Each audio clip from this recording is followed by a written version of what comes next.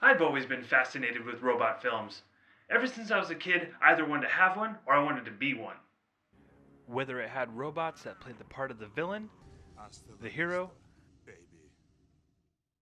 or even the comedy relief, I felt as though I gained something from each and every one of those characters. Hell, RoboCop taught me how to give my parents the bird. So, I bet you can imagine the look on my face when I popped in Prototype X29A. Yeah, that's really the title of the movie.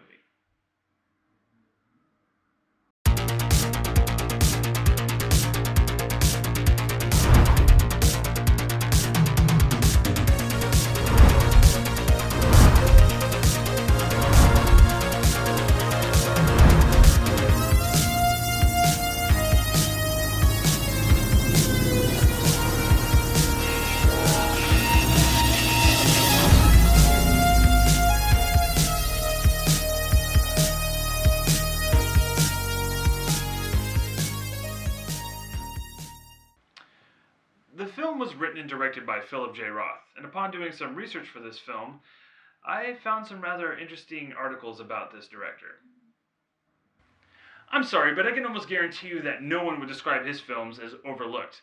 As a matter of fact, I'm pretty sure they would say something like, "Oh yes, that film? Well, it's funny that you mentioned that film because I actually set it afire and buried it 50 feet underground as to never accidentally come across it again. That's how bad it is." Why did these graphics look like somebody played them on a television and then re-recorded them with a video camera? That's like saying that you have a $100,000 painting, or in this case, a $100 painting, and then you decided to frame it in duct tape. Really? Look, if you're gonna give me a shortened and to-the-point version of what this movie might be about, you might as well throw in some cool futuristic montage or some animation. You could at least have a voice that later becomes one of the main characters, something that ties into the film. I mean, when has that ever really worked anyway? Okay, that was one time. Oh no, quick. Somebody call Kyle Reese and tell him to get over here. Joker's been found. Joker's been found. So you had to come up with the name of the cybernetic killing machine that's after you, and you settled on the code name of the Joker. Right, because if there's anything about Prototype that I've seen so far is that he's a real goof.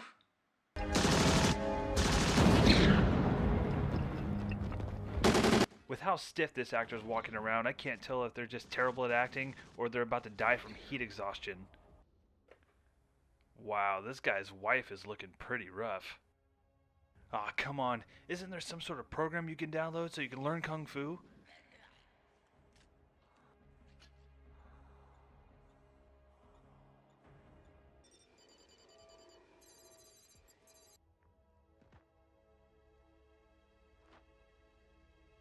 Oh wow, that was fantastic. That was amazing. It was very courageous how that man just got his neck nipple ripped off, and then how the robot just collapsed in the middle of the road, dying. I mean, it was a crazy ending. So I'm glad it's over. So, wow, that was actually an easy review. Okay, so you guys have a good one. I'm Steve HS.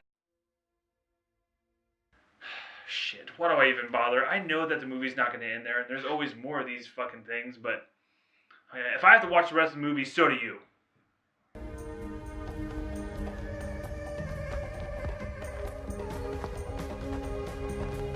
Oh, what? You mean everybody dies and the girl lives and she's going to grow up to be this big warrior that defeats Prototype? Who couldn't see this shit from a mile away? It's so fucking predictable. Okay, so I may have been wrong about the whole warrior thing, but this is Chandra, the last of the Omegas, and this is her brother, Sebastian. Come on!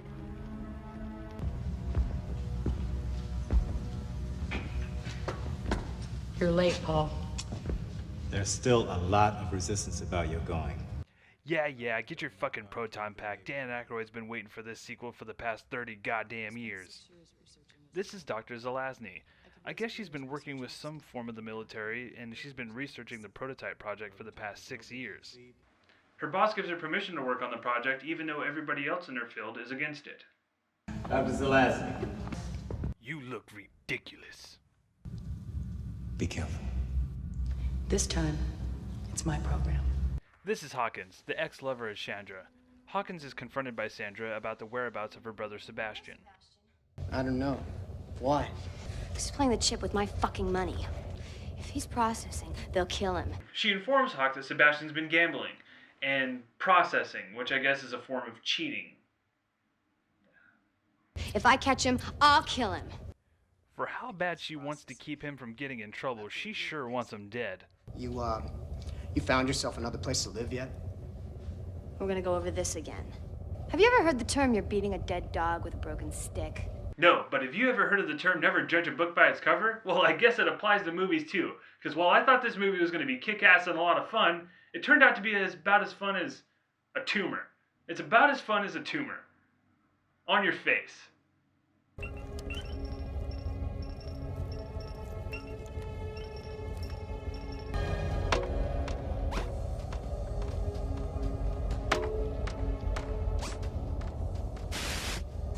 Varför kom du inte hem till din ikväll? Oh. Tie me up, Hawkins. Spank me. Yes. I like a man who's hairy. Ah, okay, I'm good. No, I'm good. I'm set. Yeah. Don't worry, folks. In the future, you may not have nice clothes or even a roof over your head, but we'll make sure that you have the most technologically advanced pornography/sex toys the future has to offer.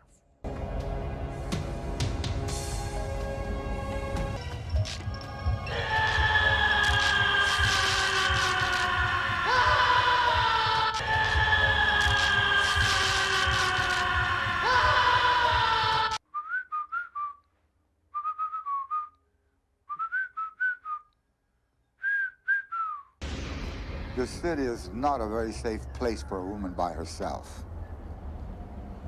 I assumed I wouldn't attract as much attention if I came alone. Yeah, and wearing 2 giant kegs on your back isn't really my idea of incognito. Dr. Zelazny meets up with some crazy guy. He shows her around the facility she will be working in to bring back the prototype project. This next scene really bothers me, because the doctor claims to have been studying this project for the past 6 years. 6 years on the one subject, and she doesn't seem to know anything about this project.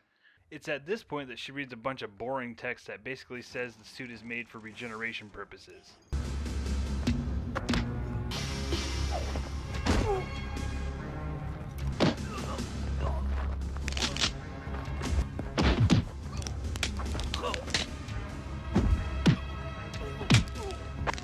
Swayze had throat rips, and this guy? Well, I guess you could call this guy old-fashioned. Yeah, because when I'm wandering around a public building, I just randomly touch the locals. Yo, Gypsy! Stay out of here, you demon! I'm telling you, Sebastian, you shouldn't fool with Delaney. One of these days he's really gonna kill you. Yeah, it'll be hilarious. Are you hungry, Hawk? Yeah, I made your favorite, Lucky Strike with a side of Copenhagen stew.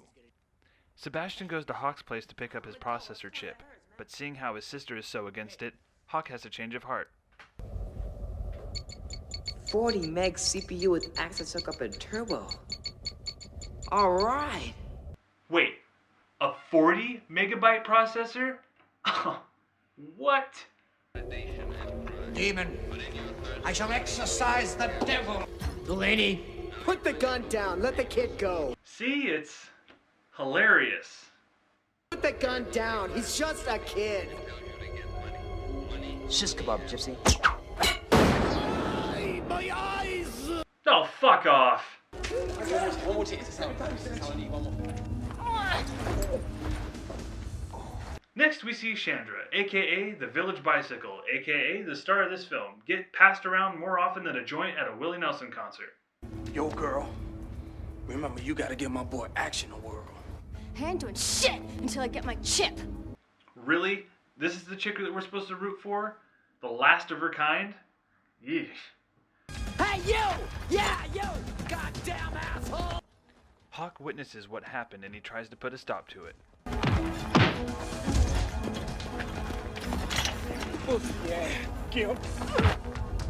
After a major beating, Hawkins tends to his... Oh, Jesus, was that really necessary? Can't feel anything, can you? What are you talking about?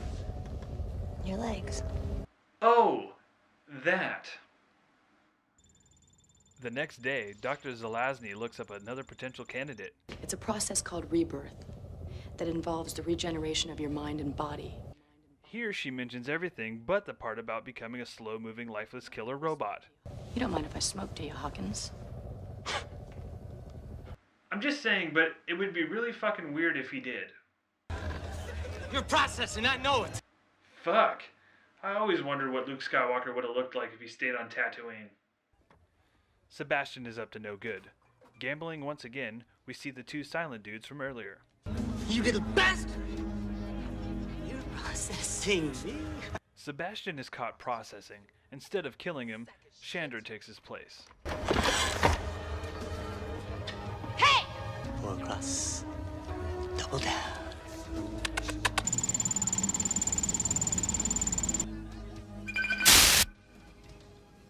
Three of hearts. She does use this power quite often, but they never explain how or why. We do know that she's one of the last Omegas, and Omegas are part machine, but do they have machine brains? Do they have metal bones? We don't know.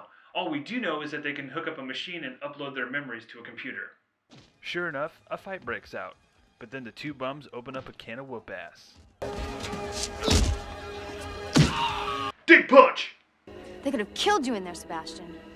So, if I did die, would you place a little red rose on my chest? And kiss me on the lips before they close the lid? Ew, that's your fucking bro, dude. Ugh. Hawkins, I told you there can be nothing between us. But if I could walk. Damn it, Hawkins. You had to do it. You had to change things. Wait! There is not one explanation in this entire fucking movie as to why they can or cannot be together. It doesn't make any fucking sense, and it's just lazy fucking writing.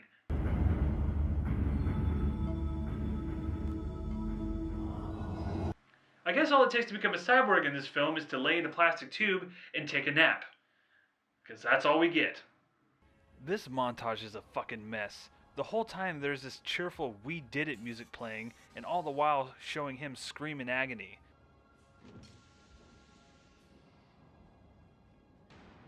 And when we do see him walking around in the suit, he looks all stiff and mopey. It's really bumming me out. The time.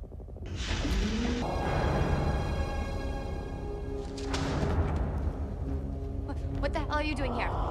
Really? A giant menacing robot walks in and all you can say is, "What? Who are you?" That's just fucking ridiculous. You feel me?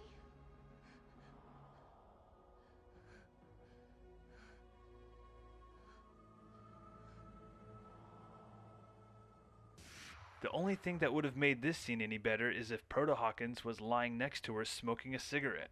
Which really isn't a stretch for this movie. Alright, so let's put this movie in perspective. This guy became a robot because he wants to bang a chick. Okay? And if there's anything that I know about chicks and the guys that they want to bang, is that it goes in this order. George Clooney, Brad Pitt, Ryan Gosling, and prototype X29A. Yeah, that sounds about right.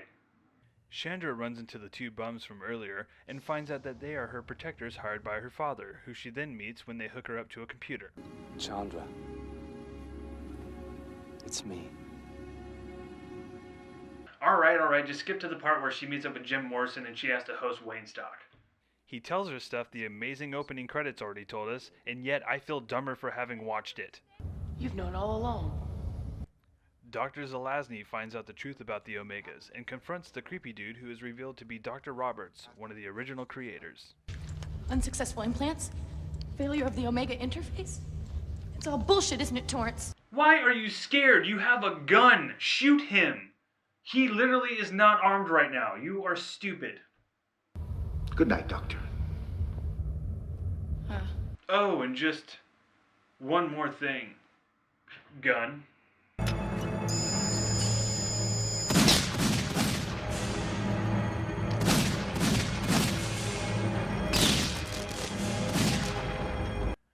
Why would Dr. Roberts need to rebuild an entire robot to have her killed? It's clear that she gets involved with a lot of sketchy dudes on a day-to-day basis. Why not just call a couple of these guys to do the dirty work and then call it a day? Hell, it's not like Milli Vanilli are there to protect her all the time. Hell, it seems that even though that her father hired those guys in the first place to protect her, they've been a little preoccupied for the past 20 years because they're just now showing up. I need a drink. I have to go away with some people for a while. Why? Chandra tells Sebastian that she's going to be traveling with her protectors. I can't stay here, all right? We can't pretend we're brother and sister anymore. So you waited until now to let us know that they're not actually brother and sister, just so you can make that other scene weird. Yeah, movie, you're a fucking dick. Stupid bitch. And the Academy Award goes to... Can I leave the suit and return to what I was? No. You will die. Then Dr. Roberts tells Proto-Hawkins about his true mission to destroy the remaining Omega. Yeah, Proto-Hawkins doesn't care too much for that idea, so he goes to his tiny robot fridge to fetch a gun. No! No! No!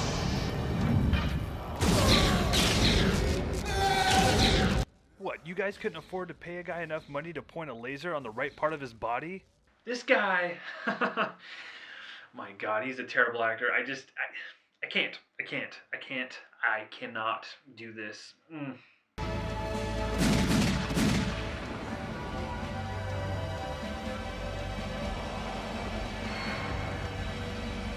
made me Hawkins!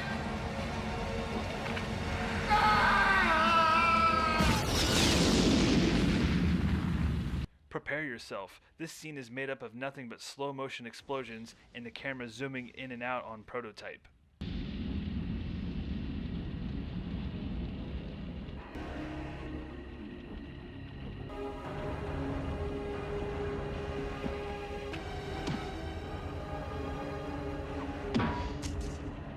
Prototype kills one of the Protector's friends and...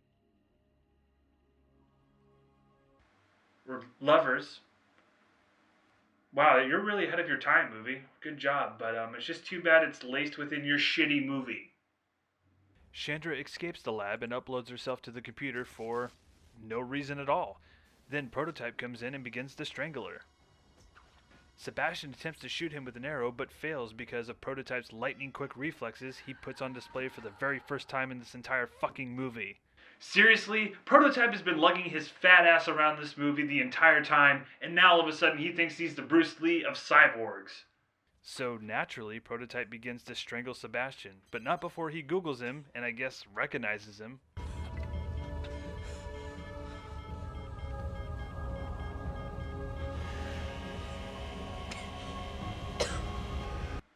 With Hawkins remembering his friends and realizing what he must do, he decides to turn away, and he removes his...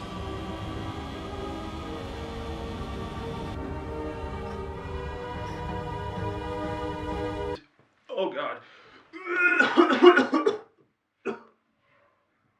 Jesus Christ, just fucking die already. And cover that up. You look like you have herpes, like, everywhere.